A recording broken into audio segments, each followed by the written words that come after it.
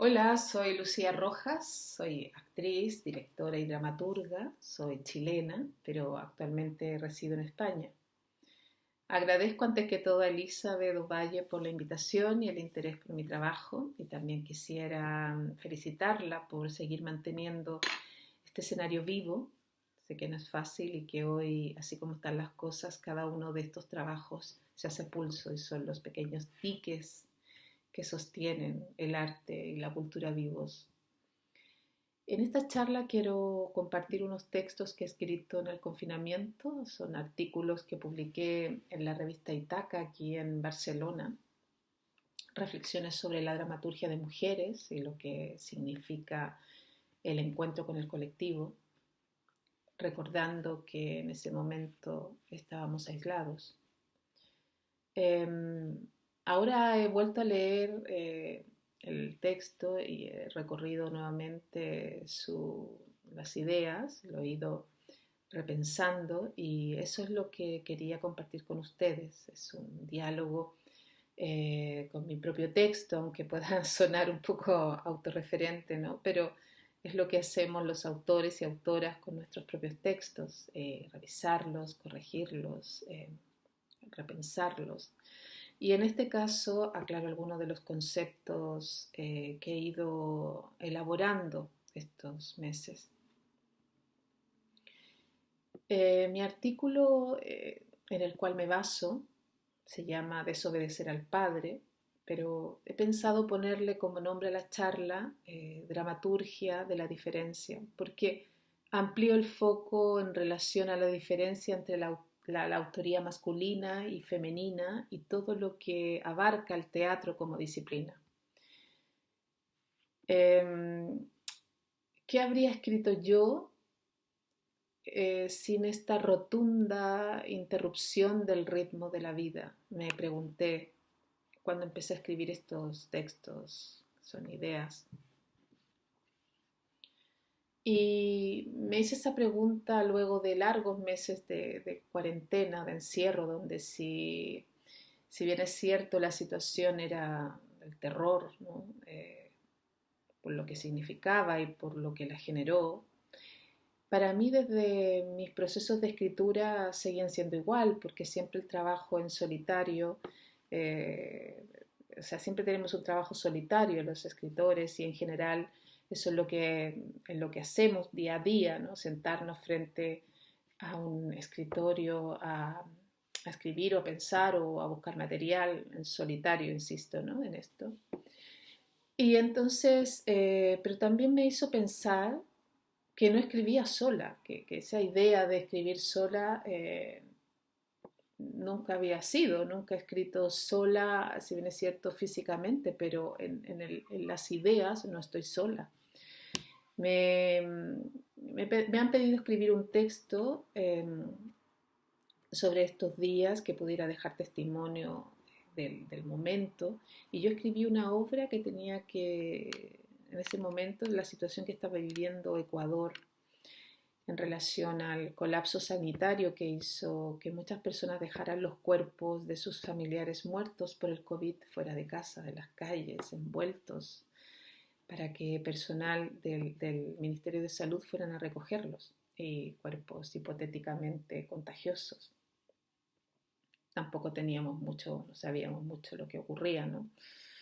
Si contagiaban, no contagiaban, bueno, no sé si lo tenemos claro ahora. Pero inicié un diálogo con una mujer, con un hombre, con una familia afectada desde lo que había leído en la prensa y de alguna manera era mi forma de conversar con ellos, ¿no?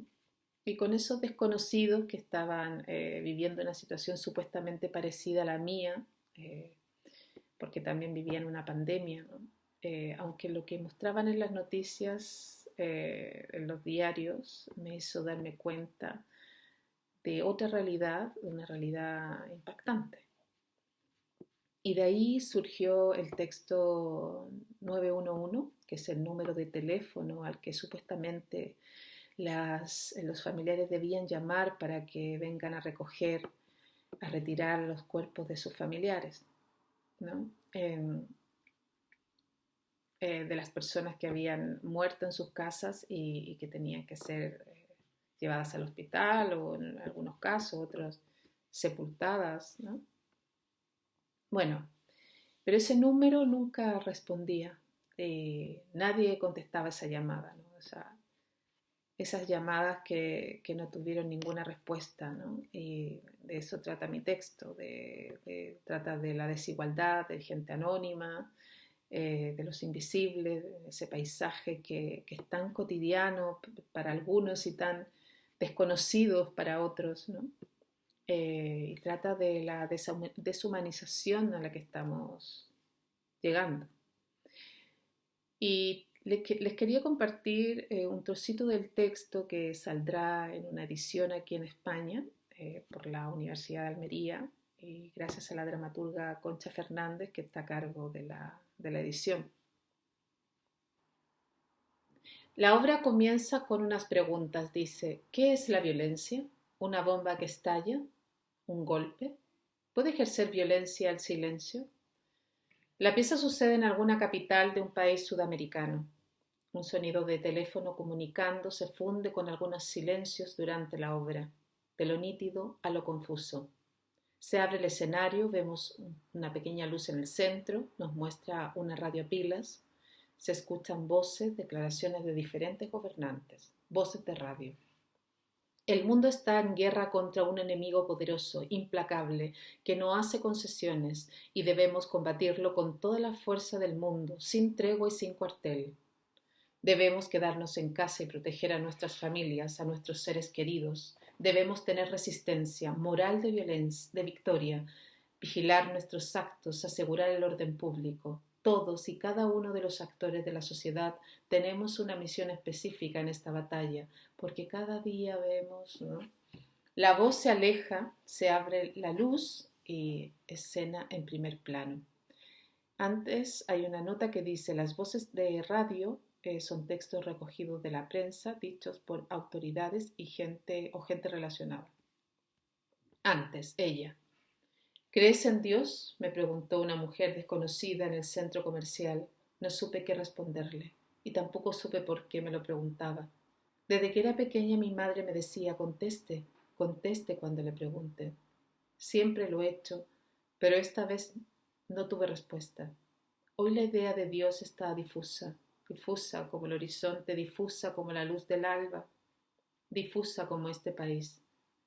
Hoy me pinté los labios y me fui a comprar. Hace tiempo que no me pintaba los labios. Lo hice para darle un toque de color a esta ciudad gris. Es verano, hace mucho calor, más de 38 grados, pero el paisaje es de invierno. Me matan los días así, me hacen pensar. La vecina. De pequeña tenía la manía de coleccionar mapas. Debe ser porque su tío era marino y le contaba sus viajes. Era un estallido de preguntas. Siempre hacía las más extrañas relaciones con las cosas y luego interrogaba. Tenía mucha imaginación. Quería ser profesora de historia y geografía. El hombre que ahora está sentado en el sillón de este segundo piso la conoció cuando ella tenía 16 y él 25. Los dos trabajaban como reponedores en un supermercado. Él tuvo una infancia difícil, más bien fue una batalla, y lo carga hasta el día de hoy. Ella una niñez más tranquila, hasta la muerte de su madre a los 20 años. Luego se apuró, se sintió sola, quiso formar familia. La familia siempre da la idea de felicidad. Los hijos, dicen, traen satisfacción, prosperidad. Todo el mundo busca sentido, una orientación. Cada grupo familiar es como un átomo constituido por partículas y terminamos siendo una unidad aislada. Todo lo que pasa adentro, nadie lo sabe fuera. Ahora me salto al personaje de la que observa lo observado. Yo solía pasar por aquí cuando era joven, cruzar por esta avenida, y la ciudad parecía siempre primavera. Hoy la ciudad inmóvil, muda, es la hora de la siesta, un panorama febril. Veo un bulto, dos, separados por una distancia de 200 metros, tirados sobre la acera, casi pegado a la vía. Una sandalia marrón con una especie de flores que simulan piedras preciosas de colores transparentes, rojas y verdes, se asoman por la parte de abajo del bulto. Es una mujer en el borde de la acera. Una sábana gris la cubre. Alguien ha puesto una cinta o un cinturón. Le aprieta justo al medio, creando una silueta que lo hace cuerpo, el otro envuelto en una sábana blanca, por donde se cuela un zapato de vestir negro desgastado con cordones. Podría decir que es un hombre de edad mediana, un hombre tradicional. Es verano, el suelo arde, sube el calor por el asfalto. Yo sudo mientras presencio la escena. Aquí las casas son de colores, sobre todo el segundo piso. No hay otra manera de crecer más que hacia arriba. Algunos vecinos observan desde sus balcones. Son pocos los espectadores, pero observan. Son las 3 de la tarde y el calor abrasa. Un hombre pasa en bicicleta tranquilo, mira como turista, como si descubriera algo por primera vez. Se aleja y se persigna. Pasa un coche. Hay un hombre en su interior. Se detiene justo en el ángulo entre los dos bultos. Saca el móvil, hace una foto y continúa la marcha. También se persigna mientras se aleja. Por un hueco de esta sábana se escapa un pedazo de realidad. Desde aquí afirmar que la escritura es un gran diálogo con otros, a pesar que físicamente estamos solos, pero en definitiva esa escritura coge historias de otros, el lenguaje de otros también, porque hay muchas cosas que ocurren que afectan nuestras vidas y las de los demás. Y en este caso la pandemia, ahora mismo los temas políticos y sociales que cada país vive y que en mayor o menor medida nos afectan. No hay soledad en la escritura, pues es un diálogo constante con otros. Tanto en el teatro como en la escritura es una práctica que hacemos con otros. El teatro es un oficio colectivo y lo que yo escribo hoy, alguien lo utilizará mañana. Al ejercer la escritura le damos la oportunidad a otros que existan y que sigan existiendo, viviendo, hablando. Es una manera de inmortalizarlos. La dramaturgia es, en sus historias, guarda trozos de vida. Desde la primera parte de la cuarentena hasta hoy, todo mi trabajo lo he desarrollado con diferentes grupos de mujeres. Hemos participado en festivales, concursos, donde he sido parte del jurado. Creamos encuentros online, un programa de radio. También escribimos una obra dramática, varias voces también. Y también, pero nunca había escrito, bueno, y el libro también que acabo de mencionar, que acabo de leer, que se llama Quebradas, que está escrito por mujeres de diferentes nacionalidades y en relación, bueno, lo que decía de la pandemia, ¿no? Y en esta situación de crisis me di cuenta que había armado un tejido colaborativo que no tenía consciente hasta este momento y que había invertido en redes y en afectos. Y esto es otra manera de hacer activismo, que son fundamentales para la creación personal y colectiva y que funcionan de manera paralela a lo mercantil, a lo comercial, teniendo claro que el capitalismo no contempla a la mujer y tampoco este mundo está pensado para que escribamos teatro, ni los hombres ni las mujeres. Eso partiendo como base. El teatro como disciplina tiene que volver a lo comunitario, confiar más en el equipo. El teatro en general es muy jerárquico y no hay igualdad de roles.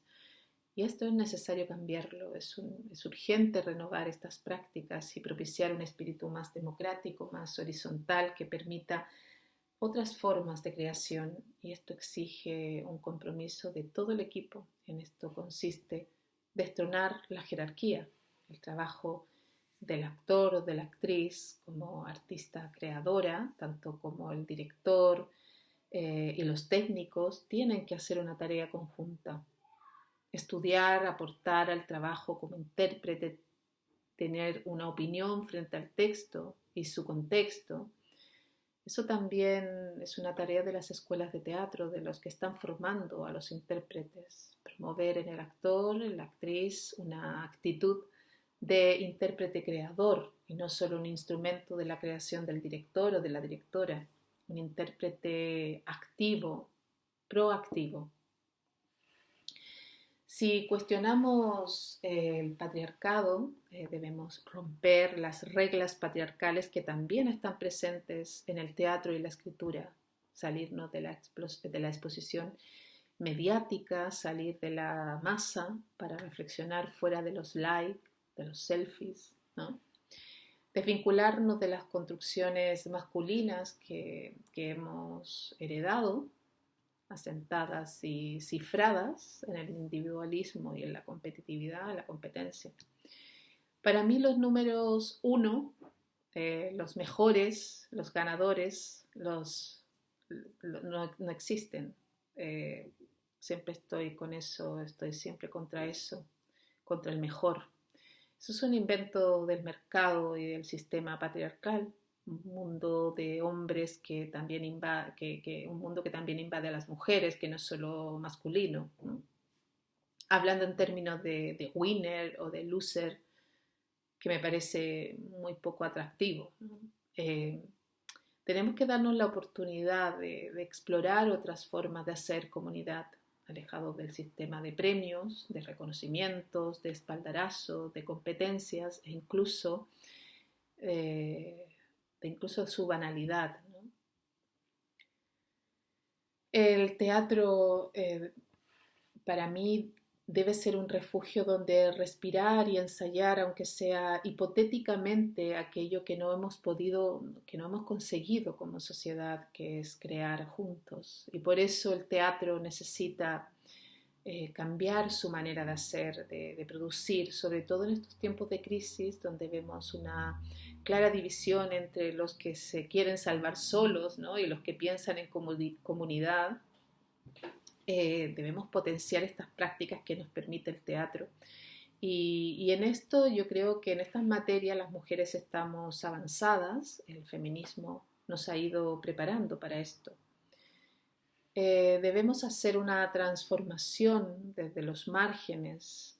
Sabemos que las mujeres, las cifras, las carteleras, y en ninguna parte en verdad, pero las carteleras nos juegan en contra, pero aún más en dramaturgia y dirección, así como también en los puestos visibles de poder, por ejemplo, en la dirección de los grandes teatros públicos y privados. Pero si las mujeres hacemos comunidad y apostamos por el colectivo, ¿por qué seguir las mismas normas o perseguir los mismos fines, ¿no? Debemos inventar otra manera de vivir nuestras prácticas, alejadas del poder y su dominio, para pensar otro mundo posible, un mundo más diverso.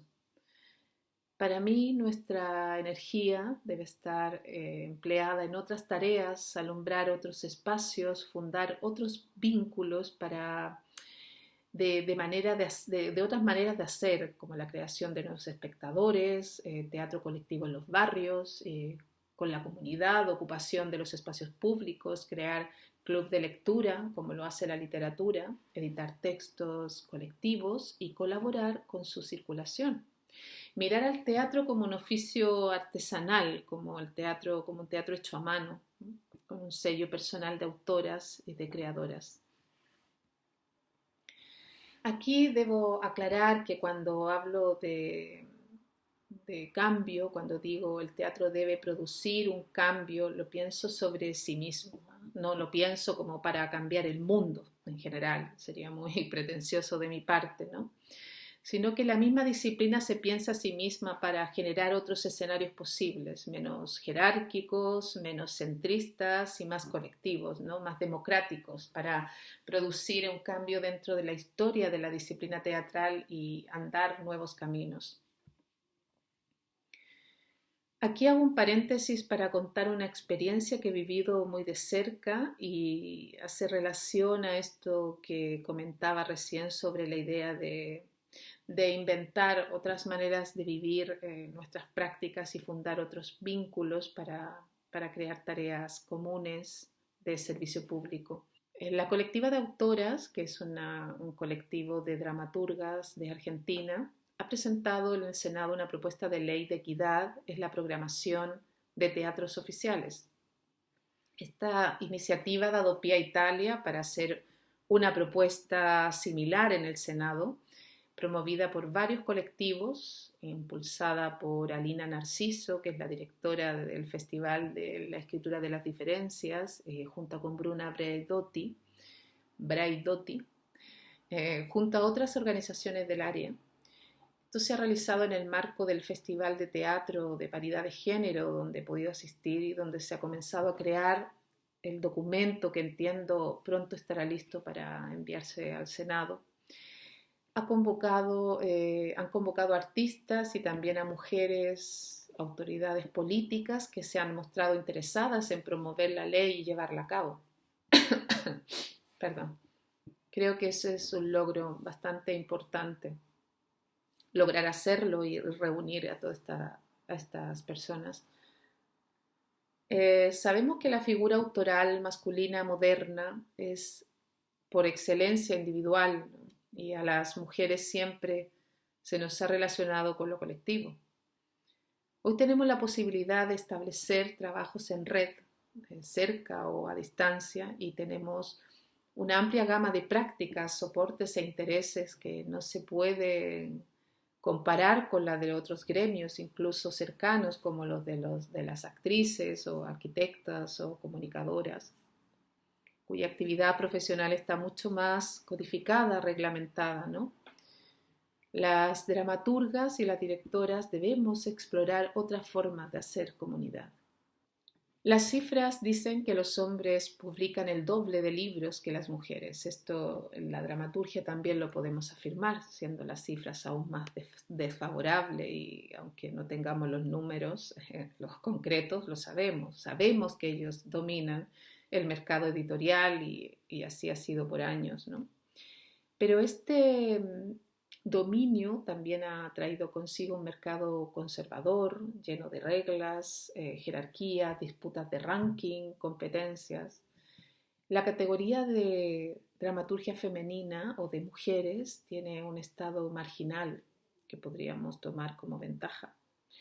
Yo escribo una obra, la monto y nadie me controla ni me pone reglas, ¿no? Una creación libre, incluso puedo romper las reglas del lenguaje y su estructura.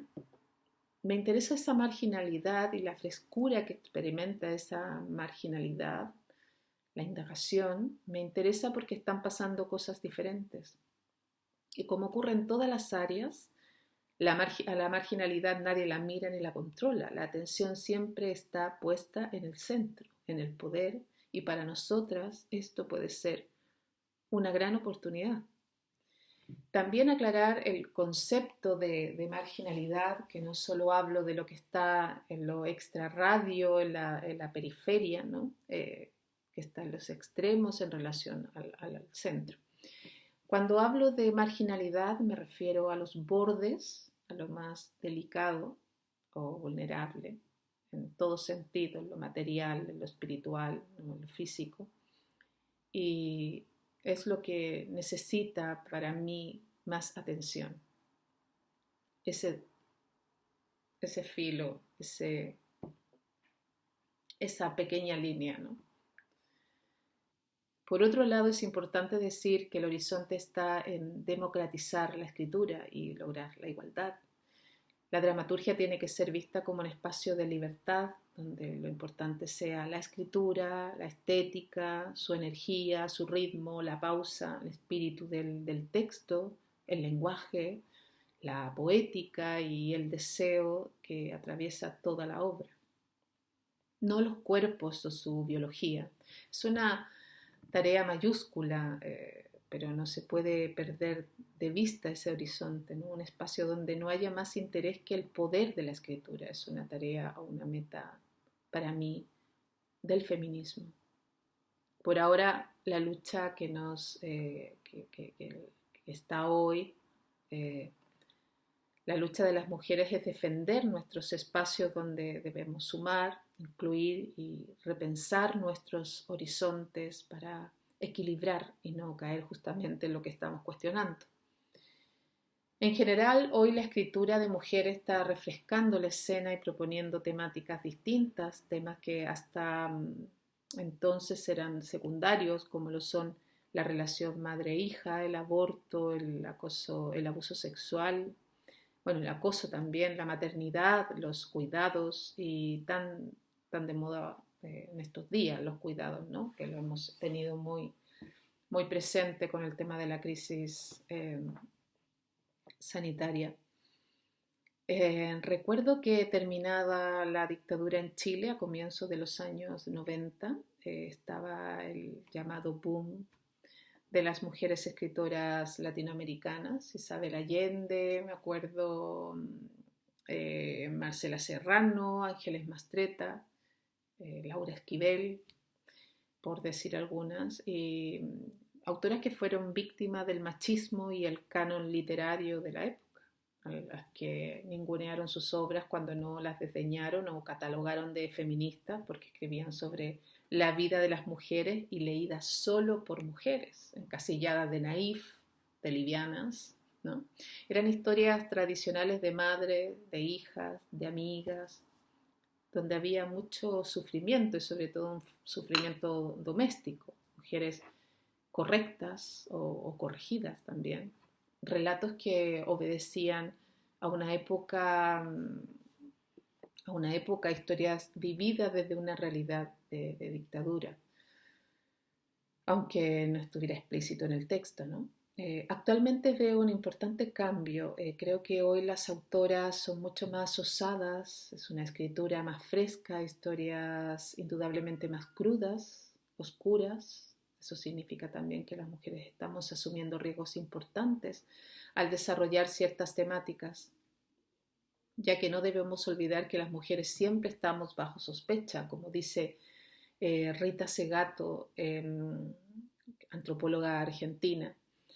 Las mujeres somos en esta sociedad un sujeto moral y tenemos que demostrar que lo somos, dice, ¿no? Tanto en el ámbito público como en lo privado. Circulamos bajo la mirada del otro porque siempre está la sospecha que estamos al borde del descontrol, de no tener hijos, de abortar, de no mantener unida la familia, o de no trabajar, de no casarnos, ¿no? De saltarnos la ley, y esto también se traspasa a la escritura. Pero afortunadamente hoy muy pocas mujeres hacen lo que hacían sus madres o sus abuelas y han salido de sus casas, viajan, estudian, trabajan, deciden sobre sus cuerpos, sobre sus vidas, son juezas, doctoras, escritoras, presidentas, ¿no? Y esto ha cambiado nuestra manera de narrarnos, creando una nueva realidad. En pandemia me han propuesto escribir textos sobre el confinamiento domiciliario y que me hizo pensar la relación con este espacio, con el espacio casa, ¿no? Me agrada mucho escribir en casa y tener tiempo para ello, pero no es un lugar que estimule para mí una historia. No, hasta ahora no. Y en esto también podemos observar un cambio importante en nuestra relación con el espacio casa y cómo ha ido cambiando este relato y nuestros comportamientos sociales. En la era de la emancipación, ¿no? El tener la opción de habitar el mundo que deseamos, de viajar, de trasladarnos fácilmente, nos da la posibilidad de elegir e imaginar dónde queremos estar y la casa se construye donde uno se siente bien. Hoy el concepto hogar es un espacio que constantemente se actualiza, lo que significa que a veces de dónde eres no es tan importante como hacia dónde vas, ¿no? Estamos en un cambio generacional que está en constante transformación y para nuestros padres tener una vivienda era la máxima realización y los muebles objetos muy preciados, ¿no? Y la construcción del hogar como metáfora de la familia y su consumación como la Sagrada Familia, ¿no? Como esta gran iglesia que tenemos aquí que no termina nunca de construirse, ¿no? Hoy no podemos asociar de forma indisoluble la vivienda a la familia. ¿Será porque el concepto de familia ha ido cambiando, me pregunto? ¿O porque sabemos que comprarse una casa hoy en día en cualquier ciudad es un disparate, sobre todo para un artista? Hoy los tiempos han cambiado, por lo tanto creo que la escritura también. Y en relación a lo que hablábamos acerca de la casa y las escrituras de antes, ¿no? Ahí se puede observar muy bien este cambio.